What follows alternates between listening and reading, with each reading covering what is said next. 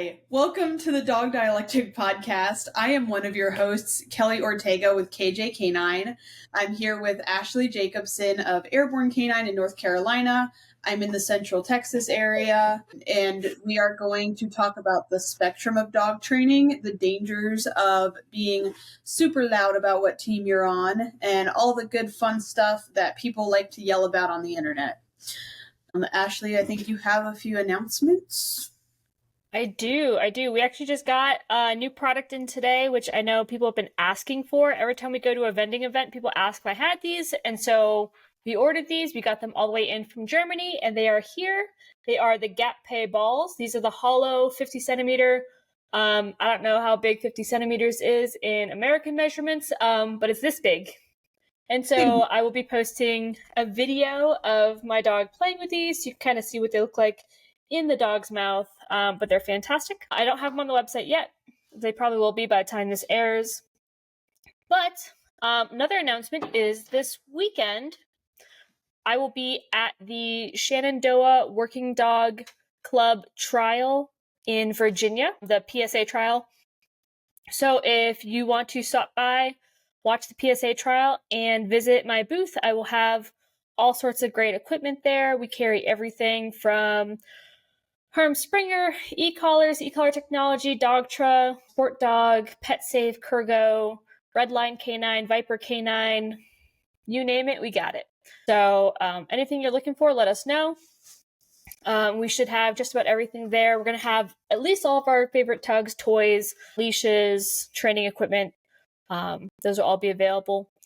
We will also have all that stuff available online. So if you want to order it online, go to airbornecanine.com. You can order everything there.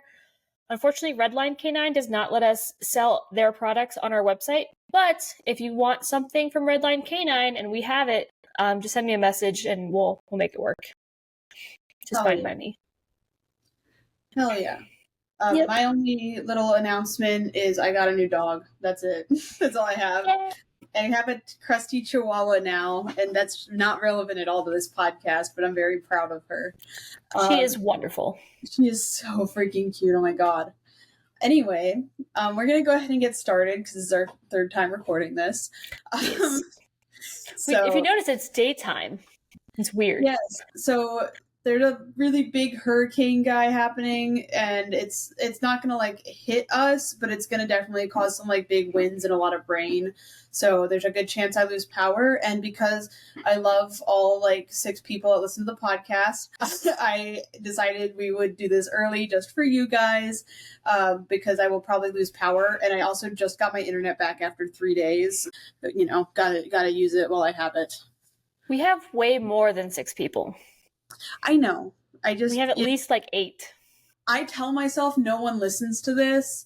And then the other day when my freaking club director was like, yeah, I listened to your podcast, the way my face turned freaking red. And I was like, please don't. Please don't. Like, I'm such an idiot. Please don't. So he was the one that listened to it. Now, there's 2 people who listened to it, our last episode. So, peace. But we have had 160 people listen to episodes in the past month. Yay. Just saying.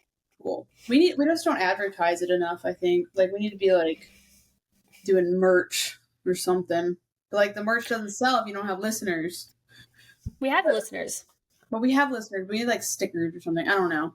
Or, like, a little tractor beam, force everyone to listen to it. I like it. Anyways. Okay.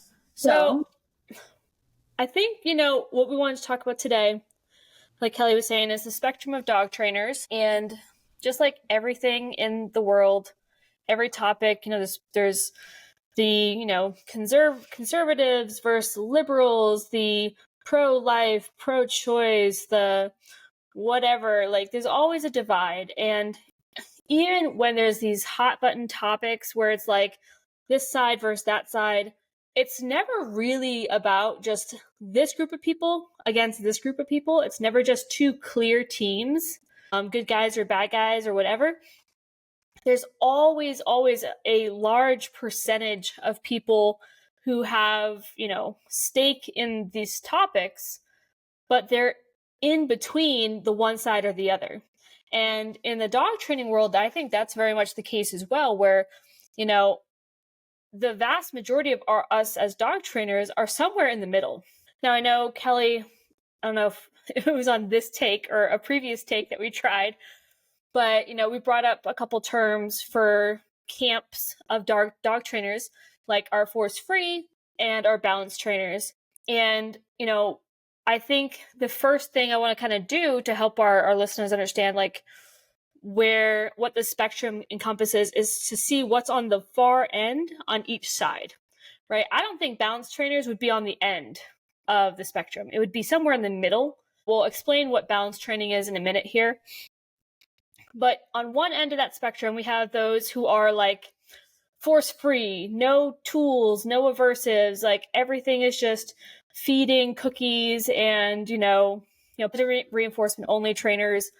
That's one end of the spectrum where they're like, leashes are evil, essentially, in that camp. Not saying that they necessarily say that, but like it's going to be that is the extreme end. The other extreme end is like no cookies, no treats, no positive reinforcement. It's like purely compulsion-based training. Thankfully, these days, we're seeing that we're really not seeing that as much.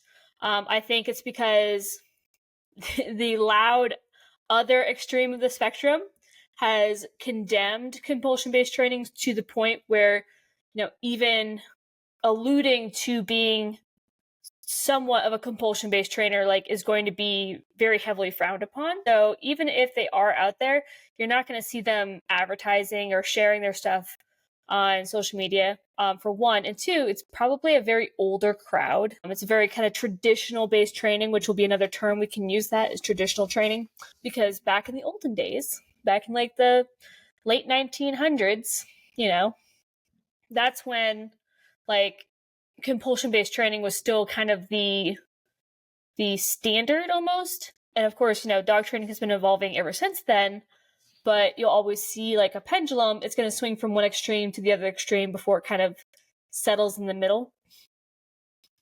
But there are other kind of terms that you'll hear people use to talk about types of dog trainers, and it's really hard because the terms in of themselves can be a little bit misleading, right?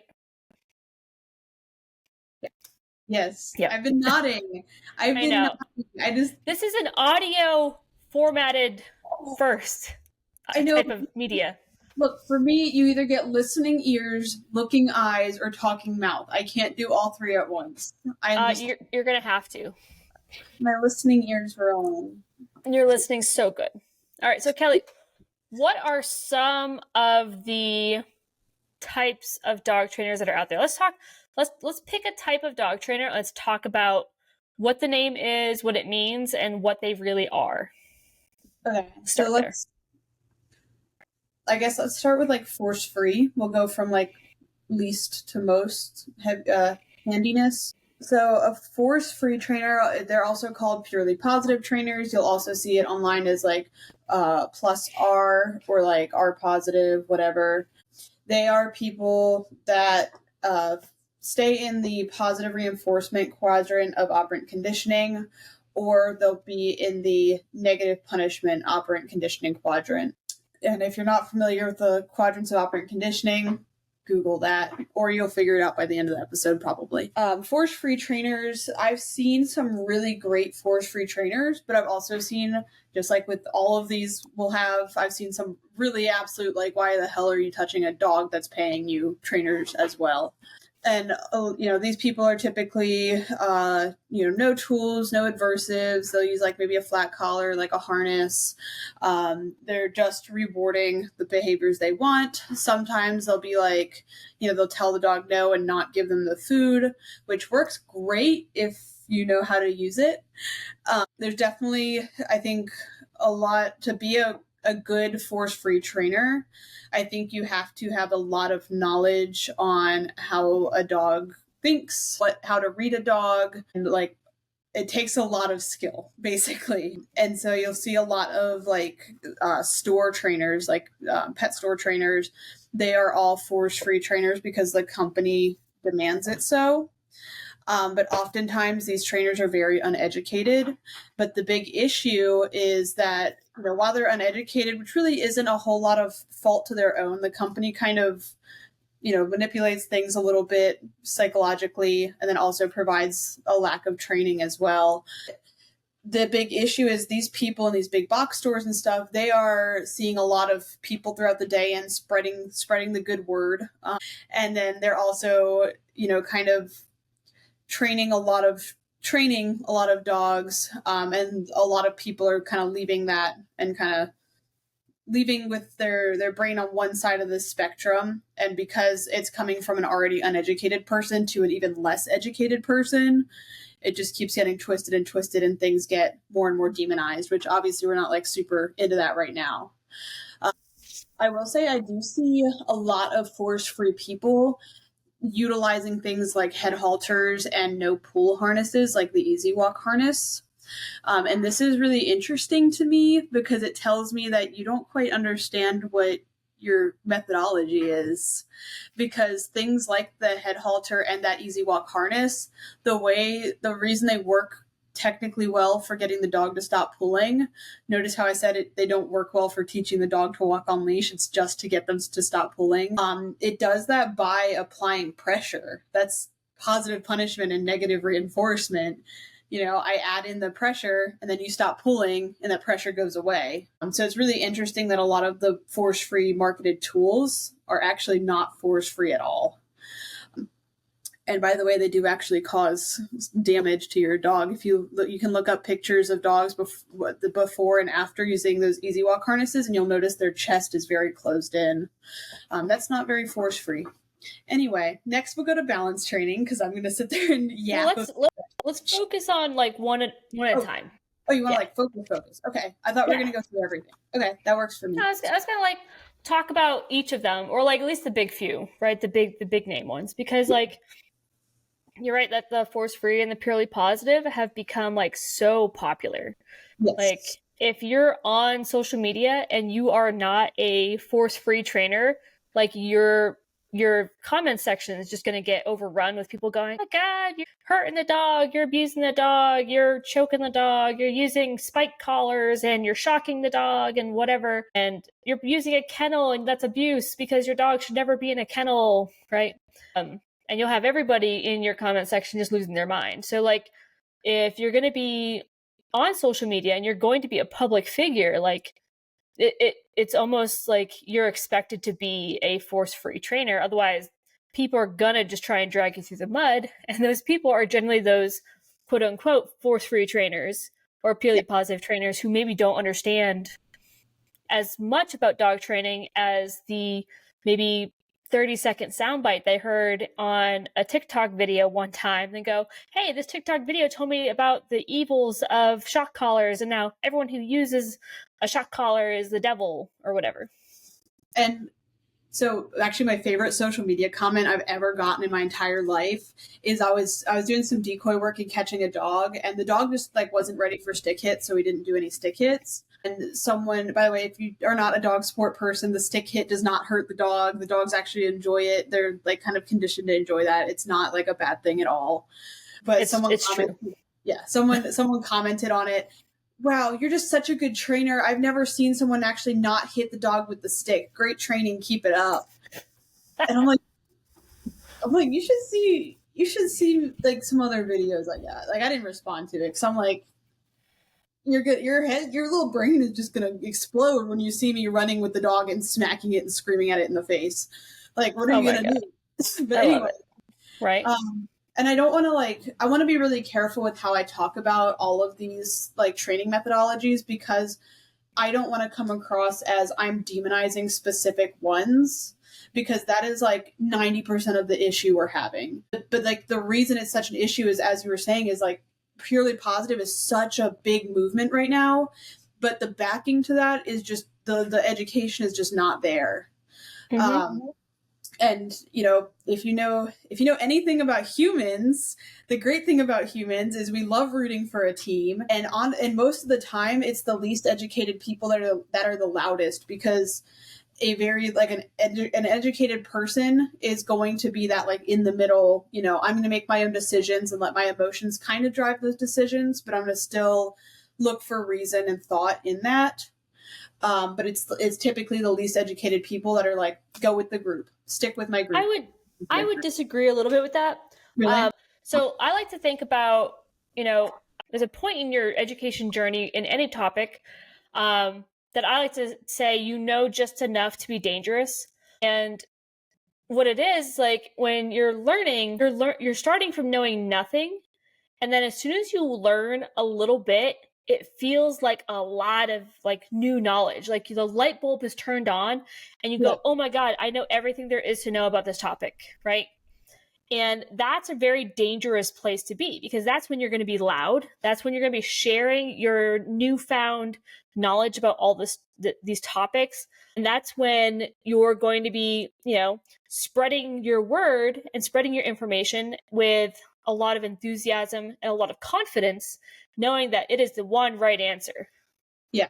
But what ends up happening in your education journey as you continue to learn more is ideally you do continue to learn more and you don't just stop learning there and saying, this is gospel, this is all I need to know. You should always be learning more. And for those people who do, you'll find that after you kind of hit that peak of, oh my God, I learned all this information, I know everything there is to know, you continue to learn. And then you realize at that time just how much you don't know. And you really start, like, once you start to realize how much you don't understand about the topic, that is where like the real learning begins. But I feel like in this like social media era, it's not a place that people really want to get to. They want to, learn what is the popular knowledge statement on social media today. And I hear it. That's what everyone else says is correct. So it must be right. And that's what I believe. And they stop learning. So it's not necessarily the least educated, but it's the people who have gotten a little bit of knowledge and enough to be dangerous with that knowledge. It's people who have started the journey but haven't taken it to the point of expertise yet. And, because like you said, like there are those purely positive, those force-free trainers who do a fantastic job, who are really like knowledgeable. But, you'll find like those ones who are really successful, who are training the way that they feel comfortable training, aren't going out there and condemning all the other trainers. They're just saying, hey, this is just how I train. If you train differently, that's fine. And the reason why they end up having that mindset is because they have become educated about the tools that are out there, about how e-collars work, how prong collars work, how people can use them in a way that's effective and humane and beneficial to the dog, but it's just not for them. And we will talk about tools a bit in this conversation as well, and how your mindset on tools can help, categorize people or help categorize your training, but it doesn't have to necessarily. So we'll talk about that as well. And yeah, we talked a little bit about how it's like a really common retail store thing to push the purely positive stuff. And that's because like, if you think about how like a store is trying to make money, right? They're like, they just want you to come in and spend. And so they try to target the largest demographic that you're going to get. And obviously dogs, pets in general is a huge industry right now. And most of, the pet owners love their dogs. They're like, oh my gosh, wishy, puppy.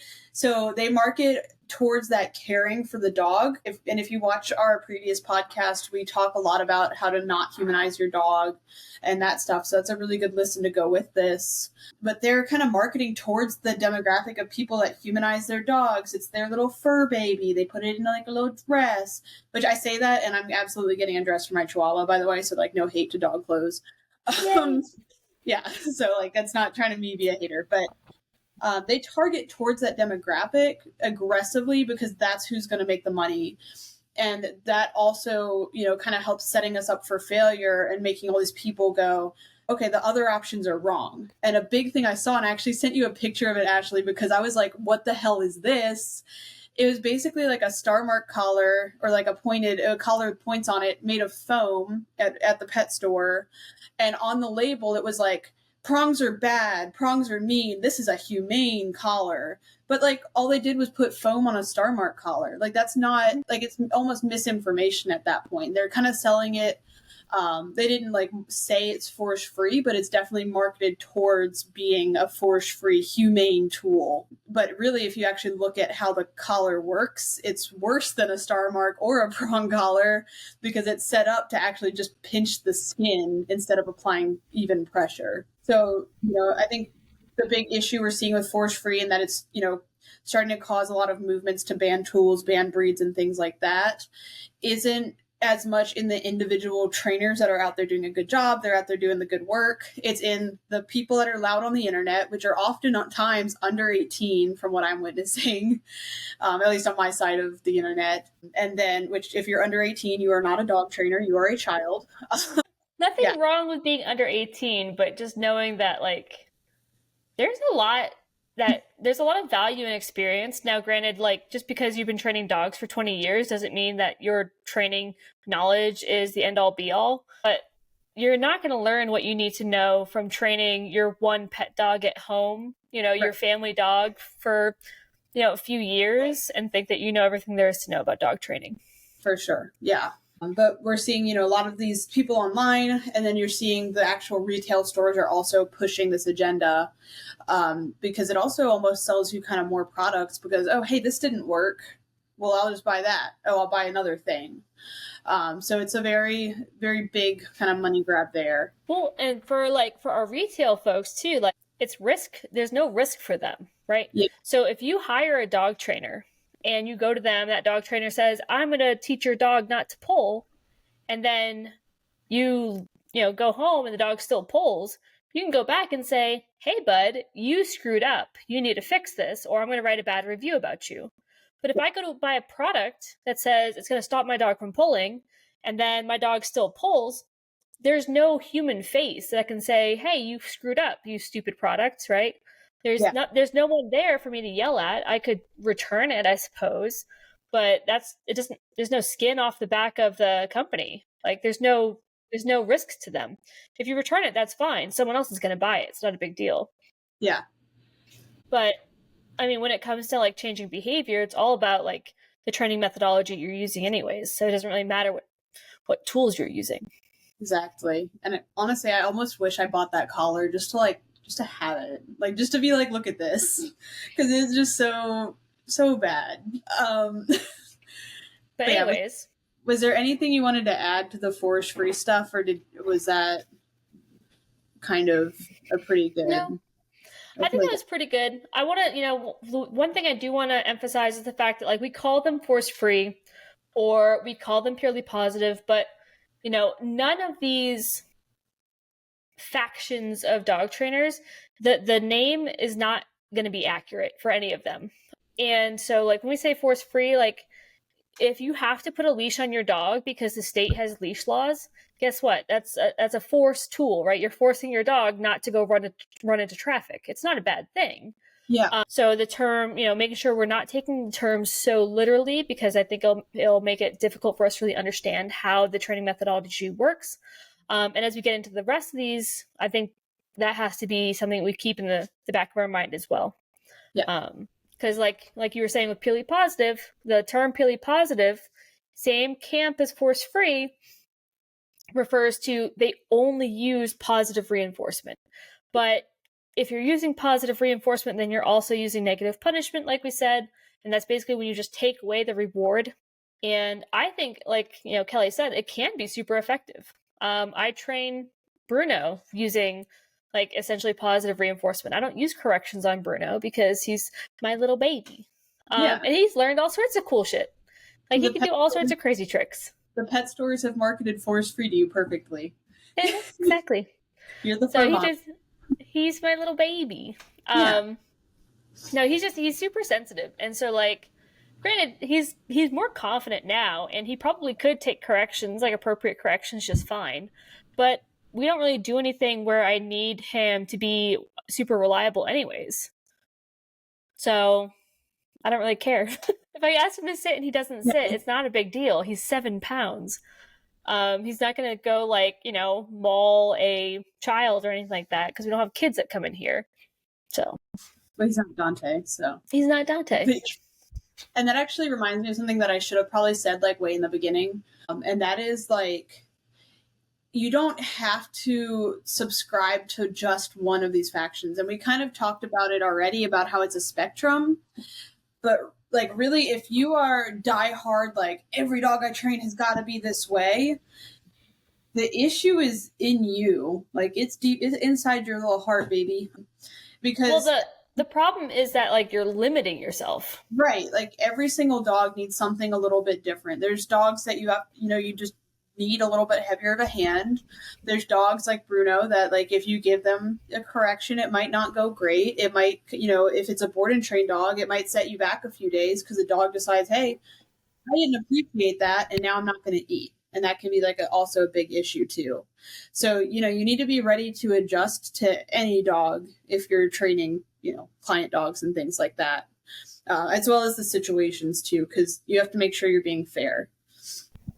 All right, so and I was gonna say in the the purely positive, methodology, the whole premise of it is that the dog is motivated for that reward, right? That's the reason why purely positive reinforcement based training works, is because our dog is working for the reward, for the treat, for the toy, whatever it is.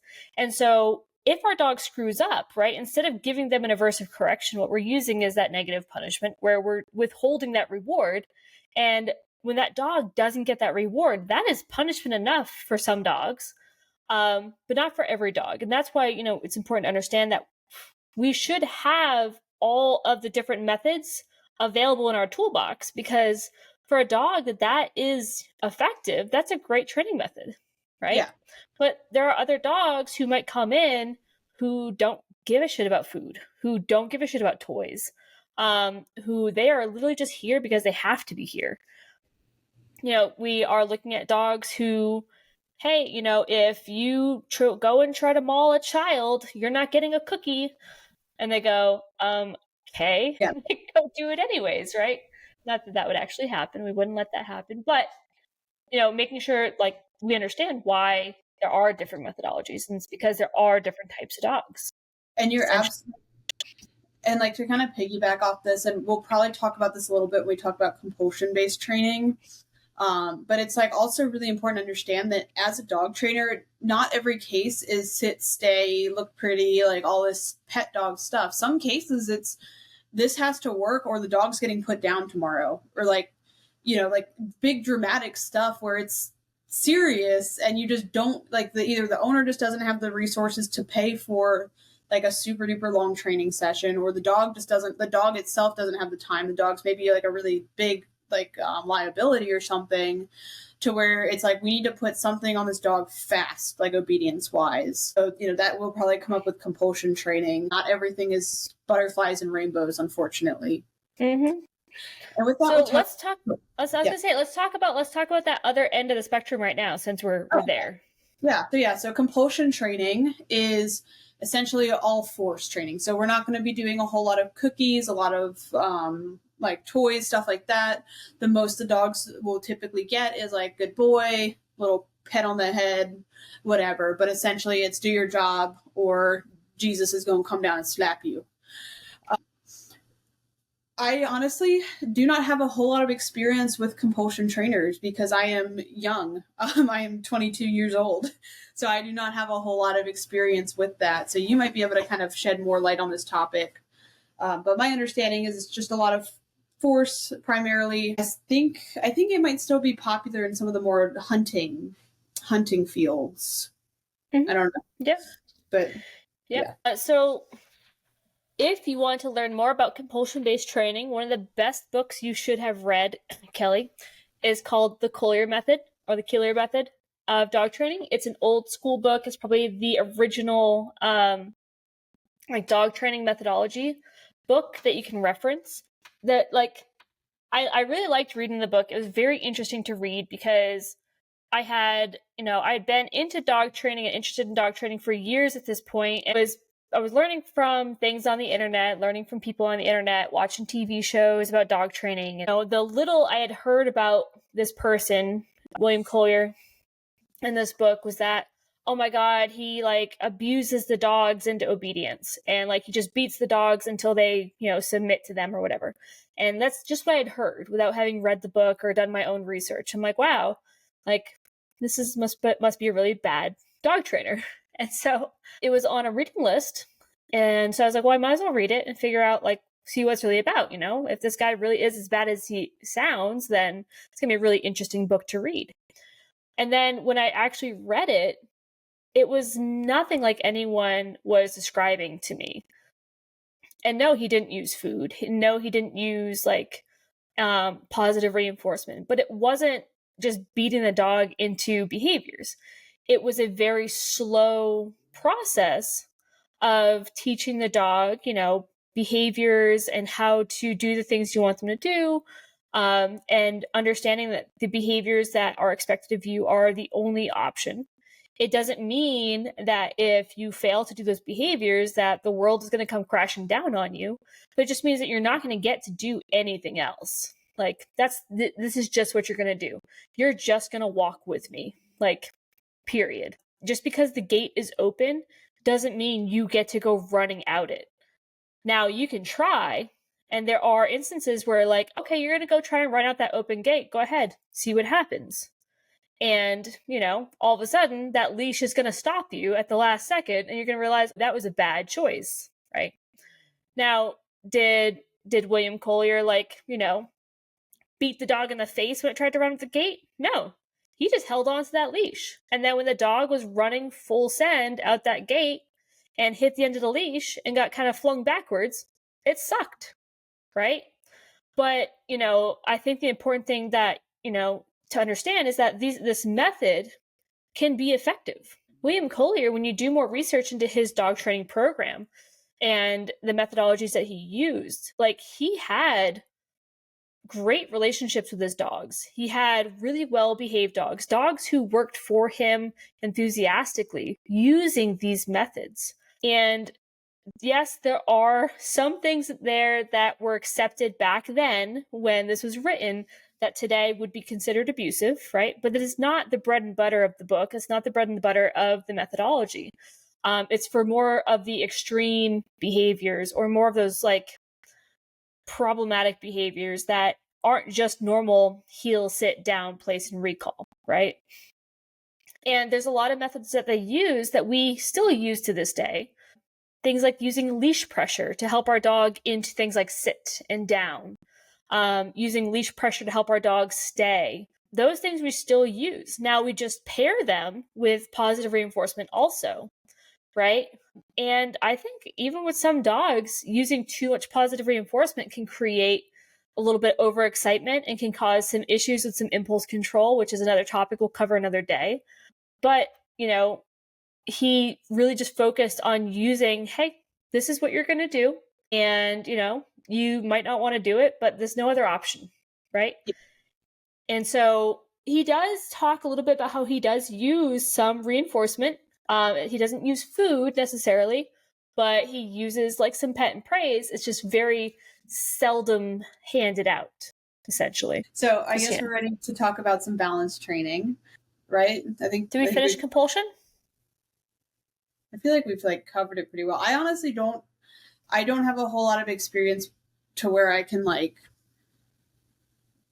give a lot of information on compulsion training. I know about the book you mentioned, which I don't mention that guy often, mainly because I've never figured out the correct way to say his name. It just does not work out of my mouth, so I just don't say his name. Have you read the book? I have not actually read the book. I've read good chapters out of the book. I haven't read the book from start to finish. You should. It is on my ever growing list of books. But well, the problem that most people have with the Collier method is the fact that they see the book, they open up to a random page, they read a few pages of it or read a few sentences of it and go, oh my God, this is shit, and then they put it away. But yeah, you have to you really have to look at his program, because he's the first person to really create a dog training program that says, do this for this many days, do this for this many days, or until your dog is doing this, and then move on to this next step. You have to look at it as a very holistic process for you to really understand like how he is teaching the dog and how the dog is learning from start to finish. And I think there's a lot of value in that. Yeah. Yeah, it's definitely on my reading list. I just have a lot of books on my reading list, and stuff keeps getting stacked up to the top because it's like, that's a really good, helpful book. I need to read that next. So I just keep moving stuff up in the queue, and I shouldn't, but I am. That's okay. It's okay. But yeah, so you're not going to see, you're not going to see a lot of compulsion-based trainers on the internets, on the Facebooks, on the social medias, because one, most people are not educated on it because it's not in the forefront of, what you see out there. And it's not really popular, like, because I think, modern dog training has come to a point where, it's just one piece of the puzzle. That compulsion aspect of it is just one piece. And we know that, we would be missing out on so much if we didn't add in the other benefits of, the other quadrants of operant conditioning. So, yeah. And with that, but I think it's really important to know about it, though. I think it's really important to understand it because you're gonna get those dogs who you have to train but have no motivation. Yes. And that's when that compulsion-based training, that methodology, that program can like give you, again, a whole tool in your toolbox that you can use for that type of dog, because you're going to get them. And that's where like your purely positive trainers go, this is going to be a behavior youth because, we can't fix this dog because he doesn't want treats. He doesn't want cookies. He doesn't want praise. He doesn't want a toy. And so I can't teach him. Yeah. And that's not to say behavior youth is bad. I don't want to like say that on the podcast. I am a full supporter of if it's like down to it, it's down to it. Of course, like exhaust your options, but yeah, definitely for sure. Because like there's always going to be the dog where it's like the handler cannot like safely handle the dog anymore, and you just need to do something with the dog, kind of stuff. Yeah, I guess, is it time to move on to balance training where I'm safe again? Yes, we can talk about balance training. Like a warm, fuzzy blanket. Oh my God. Okay, let's talk about balance training. So balance training is the training that Ashley and I probably are most associated with in our training. Again, it's a spectrum, so you don't really have, like, it's not like we subscribe to this and this only. You can kind of move around on the spectrum. Balance training just means you use all 4 operant conditioning quadrants. So positive reinforcement, negative reinforcement, positive punishment, negative punishment. I love operant conditioning, but boy, oh boy, does it take a lot of brain power to make sure I say everything correctly. Yes. I can really easily misspeak right now. And so, we use tools, but we also use food and like reinforcement and stuff. I really, really like balance training because it makes a lot of sense in the fact that operant conditioning is just simple math, right? You want to increase something or do you want to decrease something? Really, it's you can really simplify it to that way, but I feel like there's a little more nuance to it, but that's not the point of this episode. But it's nice because you get the best of both worlds. So like you said, positive only training causes a lot of like impulse control issues, overexcitement, stuff like that. Whereas if we go all the way to the other end of that compulsion training, a lot of times like dogs that are trained too heavy-handed look very flat, which means they're just not excited to do their job. They're just kind of going through the motions to avoid the punishment or whatever they know is going to come up next. But with balance training, we can take those 2 things. The compulsion dog has a ton of focus, but little intensity. The purely positive dog has a ton of intensity, but very little focus. We can mush those together and get a dog with great intensity and amazing focus and a really nice balanced behavior. Balance training. And a great example. Yeah. Like I said, you can definitely like create like issues using one And you can make issues using reinforcement or punishment or anything improperly, right? Yeah. So I would be careful not to really like lump everyone into one, because if you haven't seen her, she's on TikTok, she's on Instagram. She has a program. I don't know if it's like a training program or what, but her Instagram is Make a Positive Impact. And she's a very purely positive trainer. She rarely uses collars. She really like just flat collars. She doesn't even use flat collars. She doesn't use any leashes or nothing like that. And every time she does a training video where she's working on something with one of her dogs, all the rest of her dogs are calmly sitting on place beds behind her. Yeah. They're not back tied. They're all like able to sit there and do these things.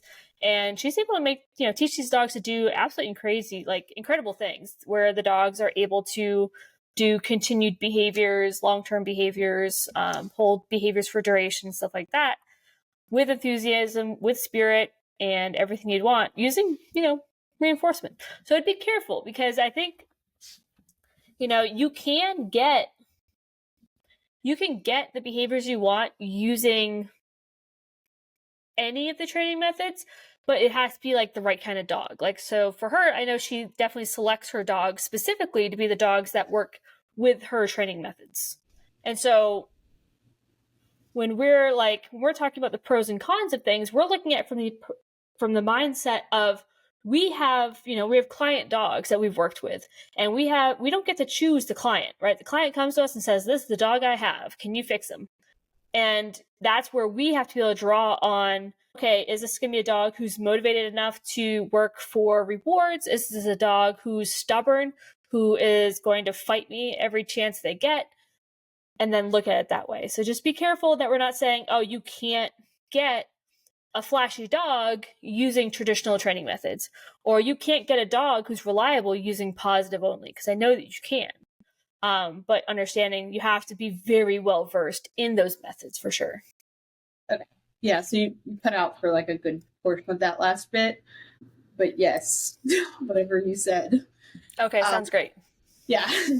I do agree about you don't want to lump everything in. When I'm talking about this kind of stuff, I guess I really shouldn't, but I kind of am just thinking of a blank dog where I can very easily go plus and minus. Just because it's really difficult, because again, this is something that there's a lot of nuances to this whole conversation that you're just not going to be able to touch on in an hour and a half podcast. So there absolutely is a lot of differences between each dog. So I just, for the purpose of this, I'm just looking at black and white, which you really should not do with dog training at the end of the day.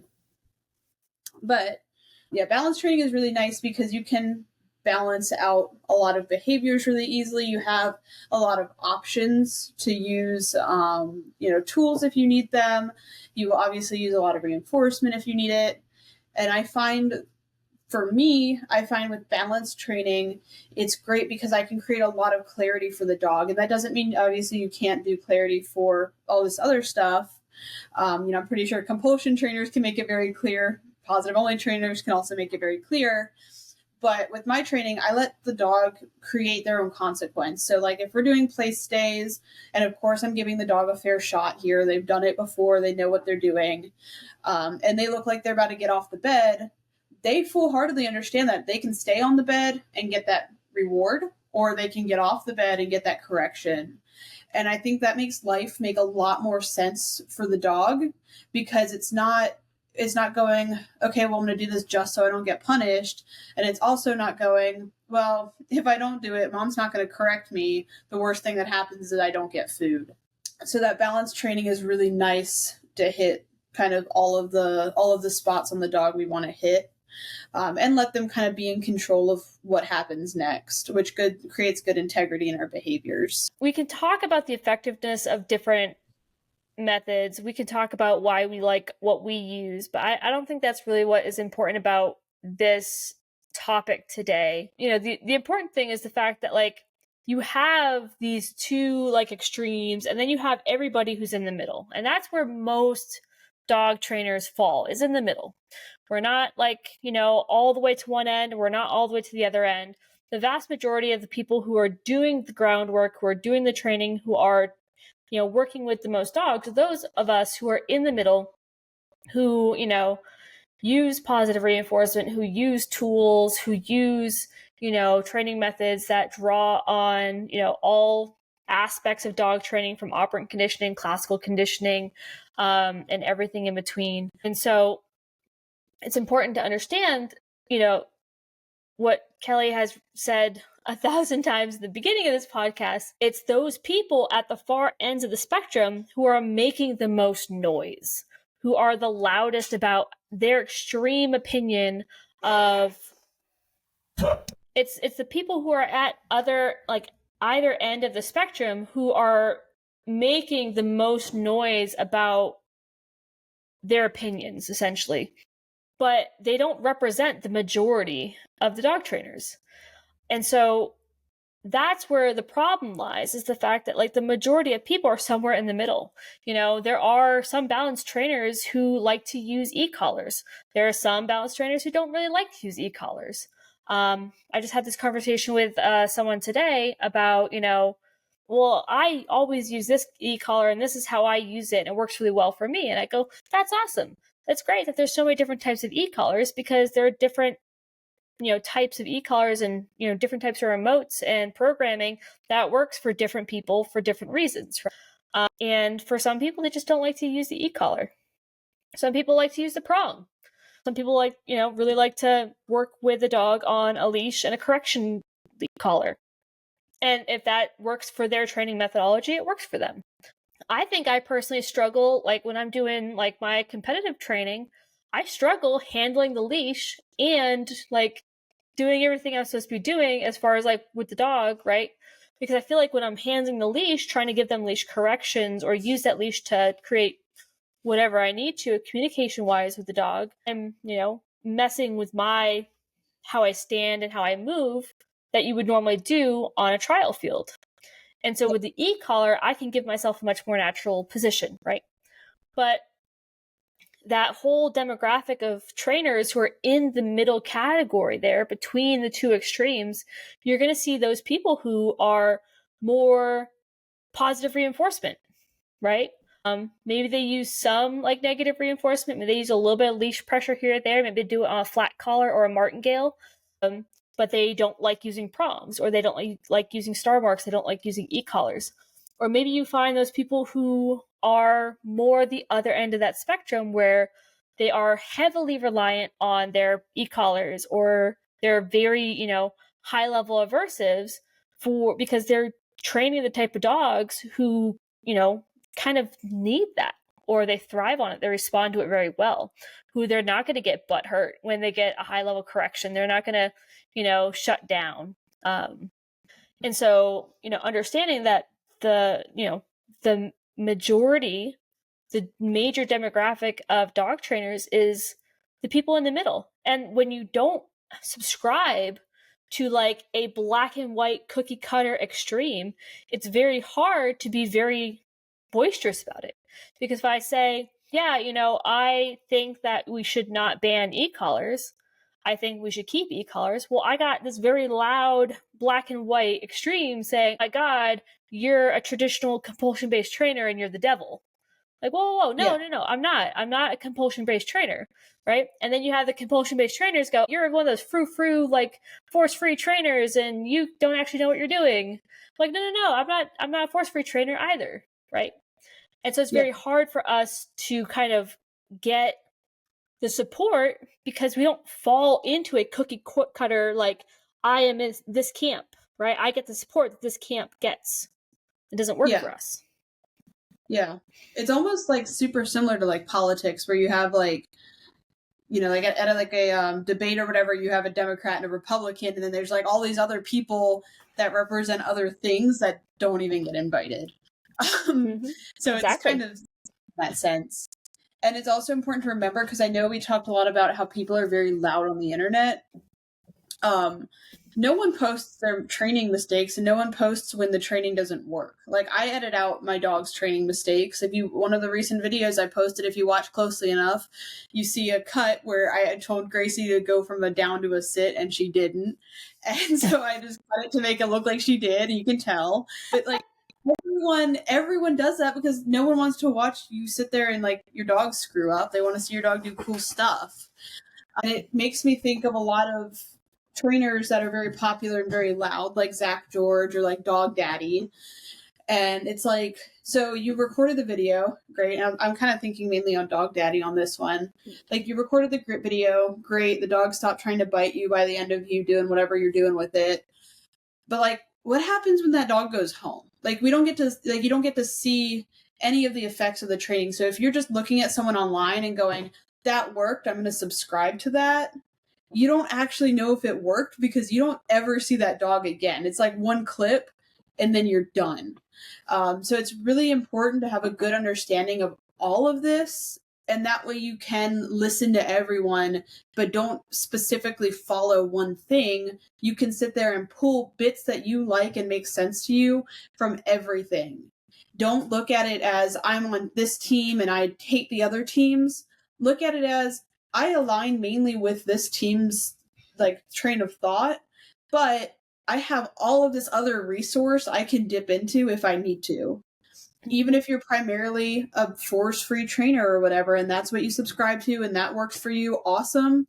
You might get a dog where you're just like, I don't know what to do right now, and the dog needs help. You can rely on other people that train other ways to be a resource to you and help you, even if you're still training the dog purely positive.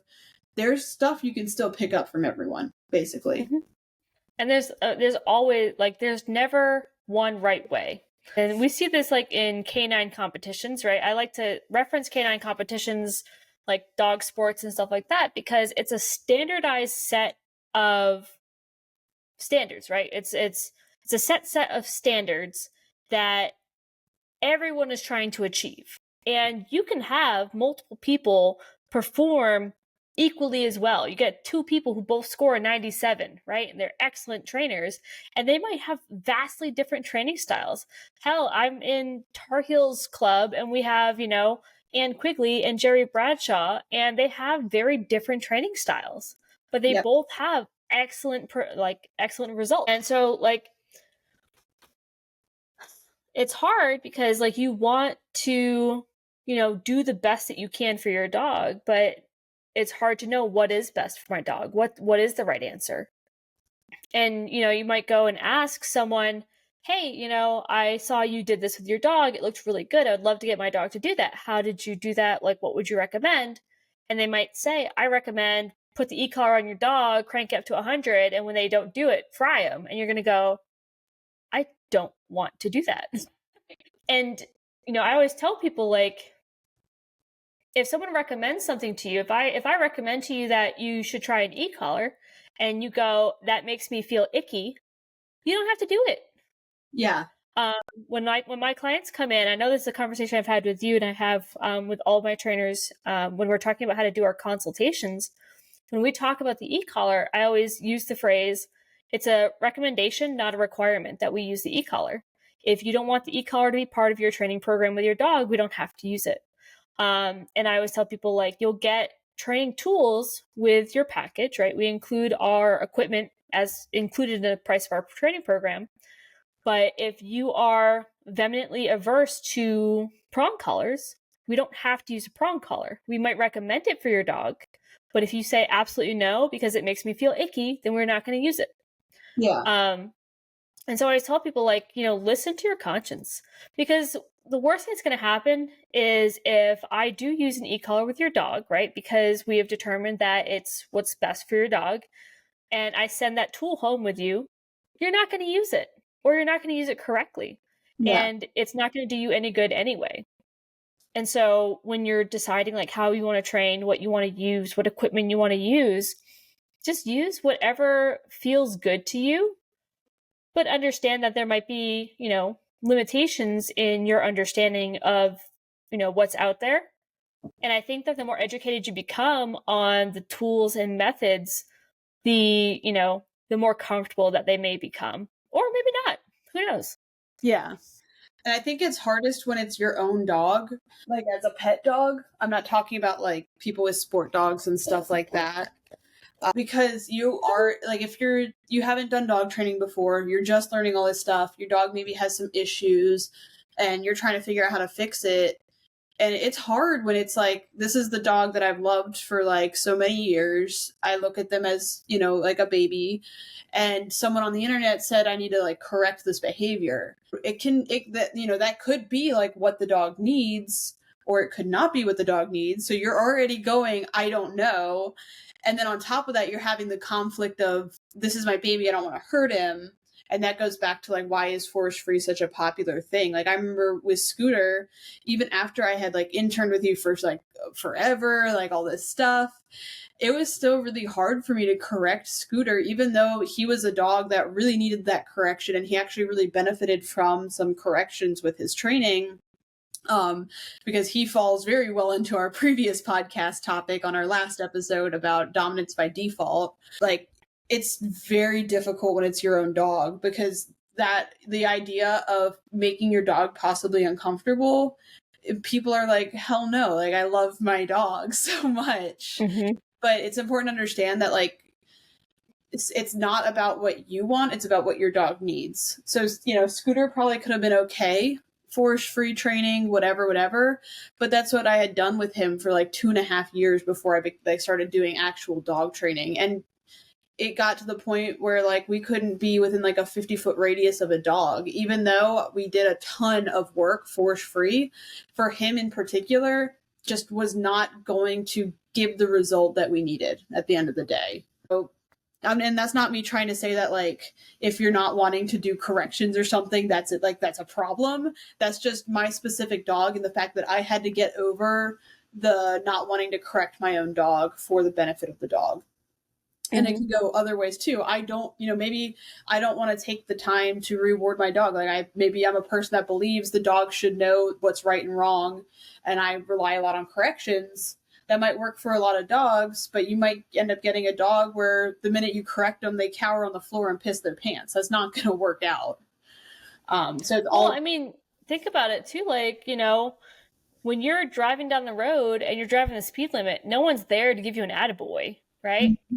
But if you decide, well, hey, no one's paying me to go the speed limit, I'm going to go as fast as I want, and then you get pulled over doing 80 and a 35, shit happens. And we can't always be paying our dogs all day long for every little thing they do right throughout the day.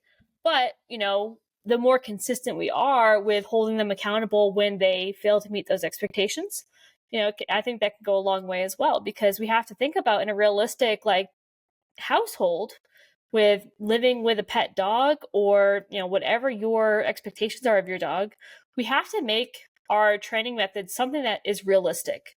Yeah. Something that can actually be applied and used to get into a normal routine. I always tell people like our training programs start one way, but they're intended to kind of fade into a normal looking routine with your dog. Now, in the beginning, it's not going to look normal. It's going to look like heavily micromanaged.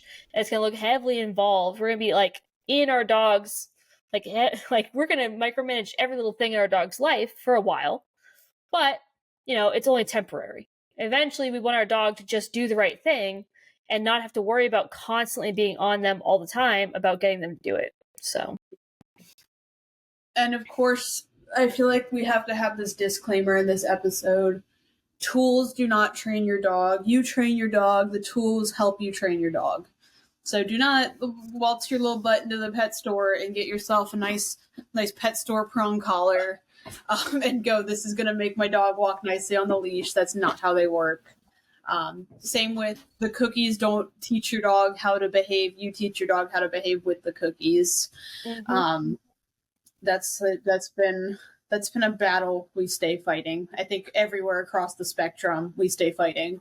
Yep. Because that's very much obnoxious. But it's also like a big thing on that too, because I don't know, I this is important to me, but like you'll notice sometimes with certain dogs that equipment works in certain scenarios. It's almost like a volume dial on your phone. Like maybe at home the dog listens great on the slip leash and that's fine and it's awesome. But then if I get into like a higher activity environment and like the dog's still kind of green and new, I might have to move up to like the star mark collar, the prong collar, because the dog can't hear me on that lower level of like the slip leash. So it's important to be fluid with your training. So we're fluid with the tools. You can also be fluid with your reward and your consequences and where you align on the spectrum as well. Yeehaw.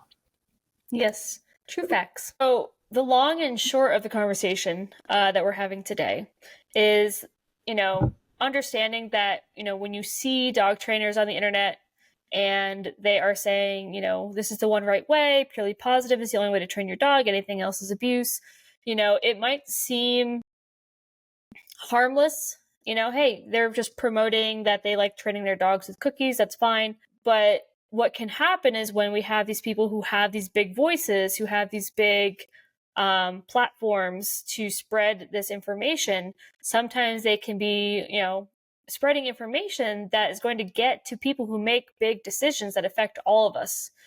And that's where we get back to the idea of, equipment bans, where we see things like e-collar bans and prong collar bans. And then we'll even start to see things like breed bans, right? Where like in the UK, they've banned pit bulls and bully breeds. And if anyone who's been a dog trainer knows that your pit bulls are like the best dogs to train. Like, oh yeah, they love it.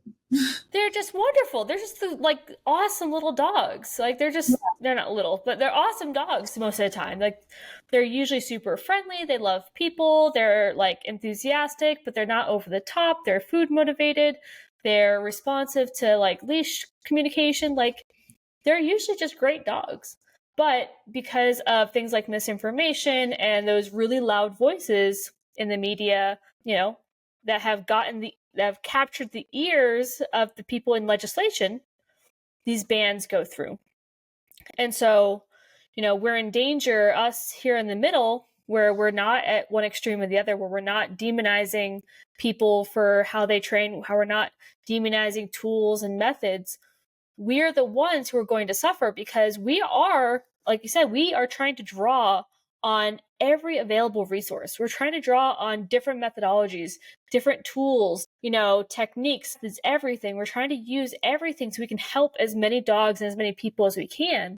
But when legislation gets involved and says you can't use e-collars, you can't use prong collars, you can't do X, Y, and Z, it limits what we can do. And what we're going to end up seeing is more dogs who are either ending up surrendered, in the shelter, in the rescues, or being euthanized, because without the use of these tools, that might be that dog's last option, essentially.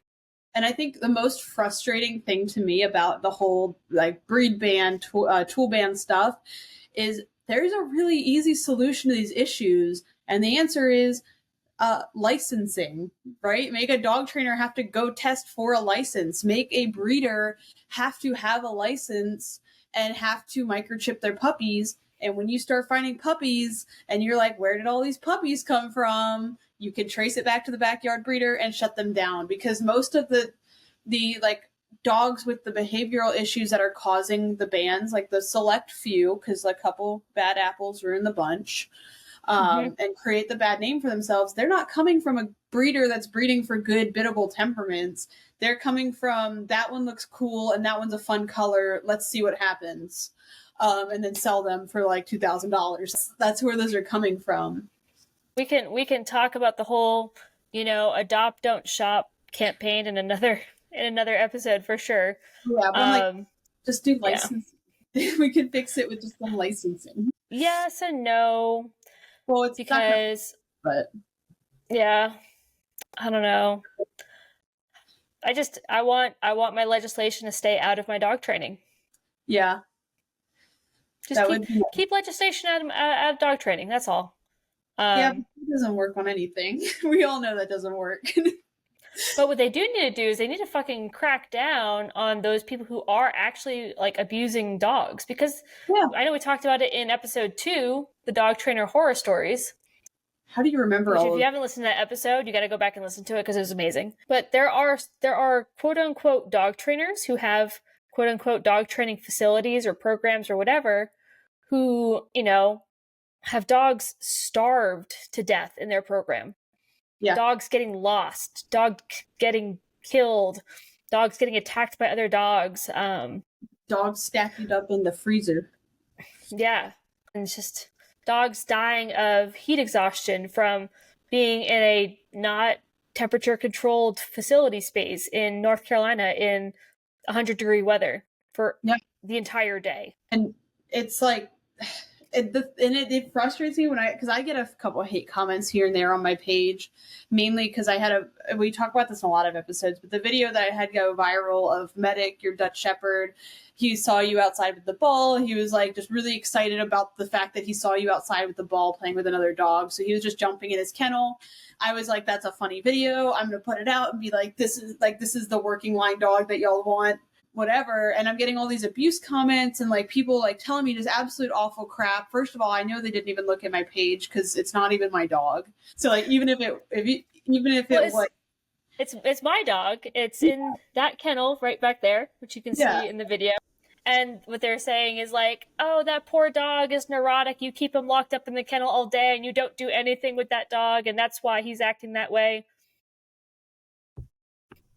But I'm like, there's so many better people you need to be going after. Like like if I was pettier and a little bit more immature, I would just respond with a list of people to research. To be like, y'all are wasting your time here. Like, it's great to care about animals and want to fight for them, but like do something usable. And really leaving hate comments on social media doesn't fix anything. If anything, it makes the people more popular. So if you see a video and you're like, this is wrong, like if you're like anti-dog daddy, which I feel like most reasonable people kind of are, commenting and not liking, but commenting and sharing the stuff makes it more like come onto more people's pages, and that just makes him more popular. So if you are like feeling very righteous and you want to go make a difference, go practice training at the animal shelter and help some dogs get adopted. Actually do something productive with your life. Yep, exactly. Yeah. I don't know. Or just train your dogs.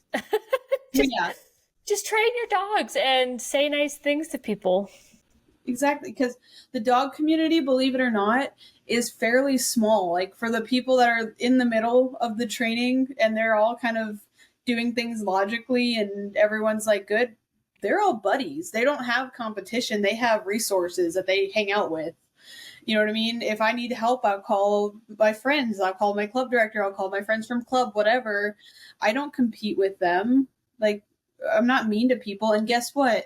If you're booty cheeks butthole face to dog people or to just in general, word gets out and people gossip, absolutely gossip. And you're going to get a big red label on your head of, I don't want to mess with you because you are drama and bad.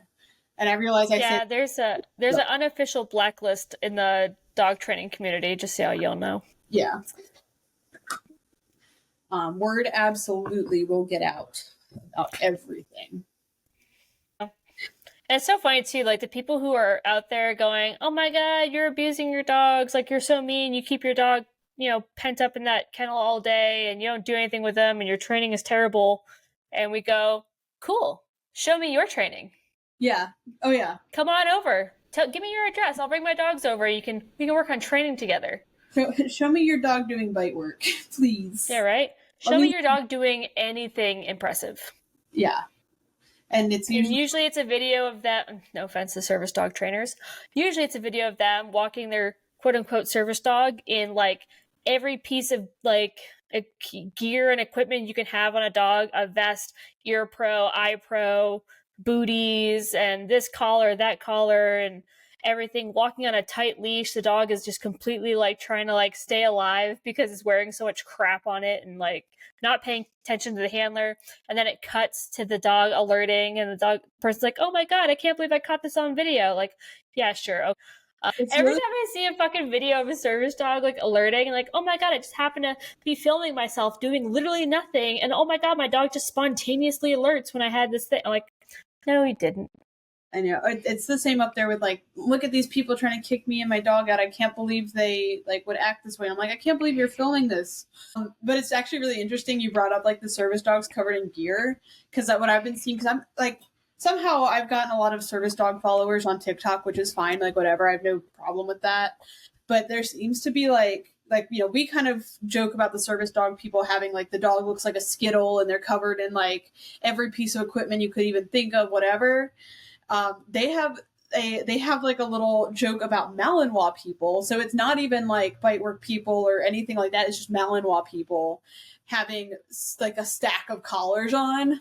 I think, I mean, I'm sure it goes both ways. Like, I'm sure the service dog people, if they're listening to this, they're like, well, I need the booties because the asphalt's hot. I dye my dog because I'm paranoid about it getting stolen. I put the vest on because I want people to know it's a service dog and I don't want to maybe have that interaction. I put the goggles on the dog because maybe it's sensitive to light. I don't know. But just like the Malinois people, which I'm going to group just general protection dogs into, because they're the ones usually that have the stack of collars where we're like, okay, we need the fur saver because we're conditioning that to mean work. And then we need our agitation collar because we're doing something with that today. And then we need our e-collar because we need the dog to out or do something weird. And then we need this and that. Like, we all have our very specific reasons for all this gear, but everyone still like jokes about each other having all this gear on. So I'm actually super excited that I don't choke my dogs out anymore. So for our protection people, or for people who don't know about protection dog training, when you're teaching a dog to do bite work, before your dog has an out command, you kind of choke the dog to get them to let go. And as soon as they let go, you let go of choking them. So I don't have to have them wear the agitation collar anymore. And so I don't have to have as much. I have like just the fur saver, e-collar, and a prong. And for Tinky, I don't even use the prong anymore. Oh, yes. Because his outs are so good. They're so nice. Good. But I've been like feeling like one of those pert people with all of the equipment on because like I'm about to switch Gracie to a feed through flea treatment, but I have her Seresto collar on, and then I'll have her flat collar on, and then I'll have her e-collar on, and then I'll have her on her agitation harness, and I'm like, look at me, all freaking decked out. Like, oh my god. Although, did you see the video I sent you of Tinky doing his scent detection the other day at the store? You didn't send me a video. You just texted that to me. Oh, I didn't send you a video? No. Oh, I put his well, we were out trying to get clients. Yeah. And so I put his tactical harness on with all of his patches, and I put his goggles on and his big pink collar, and yeah. It was literally just to get attention. Yeah. And so like when I see people putting all that crap on their dog, I'm like, look, they're trying to get attention, because that's what I do. When I'm trying to get clients, I put a whole bunch of crap on my dog and we go walk around in public so people go, wow, look at that dog. Yeah. I'm actually about to buy Gracie some booties. Because I live in Texas and like the pavement gets like 200 something degrees out here, and like we still want to do those like walks to stores. Like we went on Saturday to go around to stores and stuff, and I'm like, you know what I did? Carried medic ass. That's what I had to do too, and I'm like, I want to just have booties because people. Or you could throw her over your shoulders, make it look really tactical. I don't think she'd like that. She's pretty soft. I bet she'd love it. I don't think she'd like that. You have to teach her to like it. My fat chihuahua's snoring. Sweet angel. I love it. I feel so bad. We've been doing a lot of frequent short walks because it's hot out and she's, fat. And I feel so bad watching her walk because she's like so obese and her joints, like you can tell she's got hip issues. Yeah. And I feel like this is borderline like bad to make her walk, but she needs it because what's worse is her holding onto that weight. Yeah. You should use some more stability with her. Well, I can't do too much right now because she's not taking food yet, so I can't do a whole lot of like training and things. So I'm doing the walks to kind of help her decompress, get some little dopamines flowing, which she's probably just like, this stupid bitch making me fucking exercise. That's how I would be.